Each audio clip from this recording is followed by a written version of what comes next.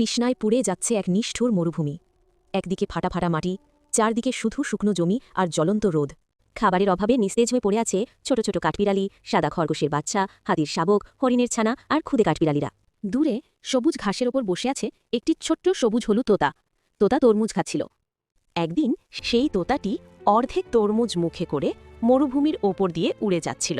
হঠাৎ আকাশে উড়তে উড়তে তরমুজটা তার মুখ থেকে পড়ে যায়।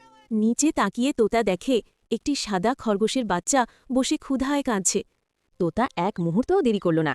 সে নেমে এসে অর্ধেক তরমুজটা খরগোশের বাচ্চাটার মুখের কাছে এগিয়ে দিল। সে আবার উড়ে গেল পুকুর পাড়ে, সবুজ ঘাসের মাঝে, যেখানে দুটো তরমুজের গাছ দুলে দুলে হাসছিল। তোতা এবার একা নয়, সব তোতা একসাথে তরমুজ পাড়তে লাগল। অনেক অনেক তরমুজ জড়ো হলো।